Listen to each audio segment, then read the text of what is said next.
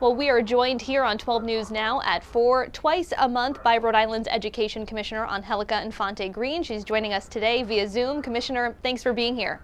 Absolutely. Thank you for having me. It's no secret that it's been quite hot outside. We've heard from some parents who are concerned that their kids have to wear masks while in really stuffy, hot classrooms. What's your message to parents who are concerned about that? Well, unfortunately, the CDC has not changed its guidelines, so we're following that. I think what we can do, this is obviously something that is done at the local level, but encourage parents to send the kids in clothing that allows them to feel a little bit of air and fresh. But the superintendents are doing their best to make sure that the students' health and safety is paramount as as they're in the classrooms during these temperatures. What about the push to get air conditioning into more classrooms? Have more classrooms been air conditioned? Is that happening? Well, I think every district is different. So I think that there is a desire for all our schools to have air conditioning. So I know that it's happened in some districts, but it's slow moving. But it's an area that we're going to pay close attention to now that we have some federal dollars. I want to switch gears a little bit and talk about critical race theory, or CRT. It's been in the headlines recently because South Kingstown, Barrington, and now Westerly are dealing with an influx of public records requests about the topic. Some folks in those communities are saying they just can't get the answers that they want about whether critical race theory is being taught in local classrooms. So let's just simplify it here. Is critical race theory being taught in Rhode Island classrooms? Well, what I know is being taught is cultural responsiveness and sustainability. And what that means is that the curriculum is inclusive of everyone and the different portions of the population. I don't know of anything else being taught other than the inclusivity. And it's really looking at history. So that's what's being taught in the classrooms. Are you concerned at all that classrooms are becoming now a political flashpoint as this is becoming such a hotly debated topic? Well, I would hope that we don't politicize what happens in the classroom. I think what we're trying to do is make sure that we go through history, that the curriculum is high quality, and history is history. And I think that we're the ones that apply value to things as we move forward. But right now, all I know is that we have a high quality, cultural responsive curriculum that meets the state standards. We've put 4 or 5 that the state endorses, and each district is buying what they need in the classrooms.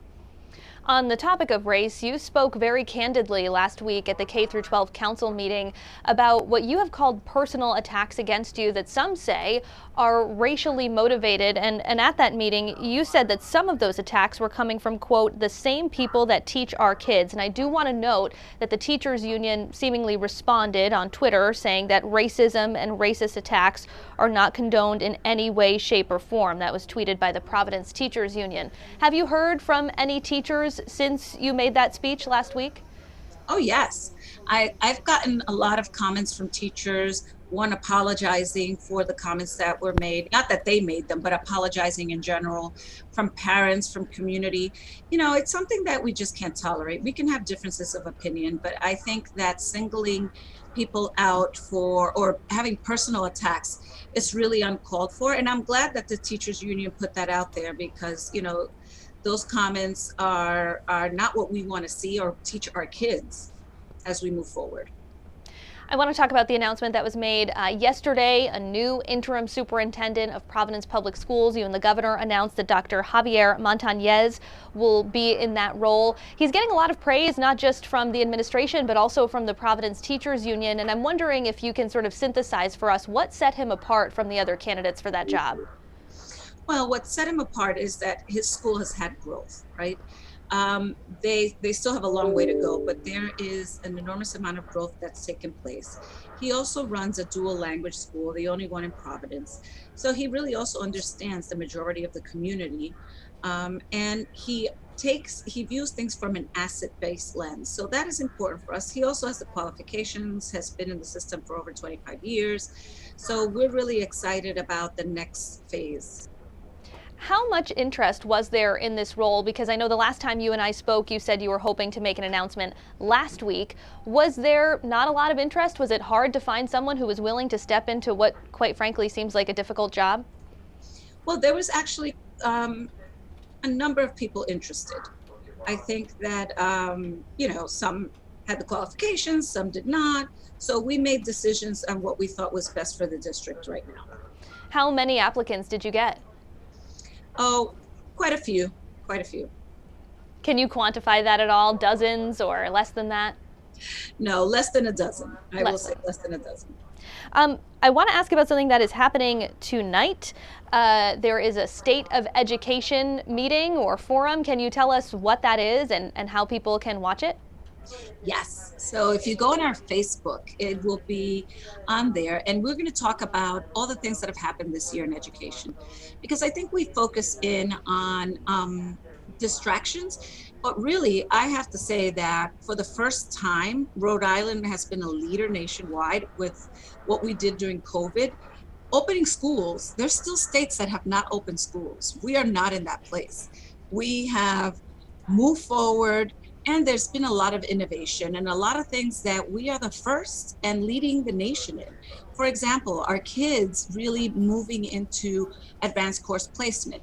We had a summer program that RIDE has never had before, where we saw our students that were part of Enroll RI actually make 50-point gains on the SAT and 100 if they were behind. So I think those are things that are really important that we need to focus in on and highlight. We also, the curriculum, Bill, we exceeded the timeline. We were supposed to have that ready. We exceeded it by a year during COVID. So a lot of great things are happening in the state of Rhode Island. And I think we need to take a step back, look at it, and see where we're going. Today, we signed a bill for financial literacy. Well, I didn't sign the bill, the governor did. So I think that it's really important for us to look at everything we were able to do during a pandemic so that everyone knows how we've moved forward. So 6 p.m. on Facebook and YouTube.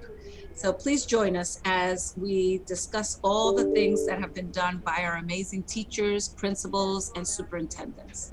And Commissioner, before I let you go, we spoke about summer school last time. You mentioned summer learning again. We've been seeing some headlines that across the country, more students are expected to go to summer school this year than ever before to try and close the learning gaps that were created by COVID. Are you expecting more students than ever in Rhode Island to go to summer school this year? Well, we'll see. We've gotten, at least in Enroll RI, up until Monday, we had about 3,000 students registered, which is pretty amazing. But that's not to that's not what's happening in the local level. There are even more students registering at the local level. So we have seen interest, great interest. I can't say that it's more than in the past, but I will say that there's excitement. Kids want to see their friends. They want to interact. And what we've done is create opportunities that are a blend of the fun stuff with the academics so that the students can have a very varied and rich summer experience. Rhode Island Education Commissioner Angélica Infante-Green, thank you as always for your time. Thank you.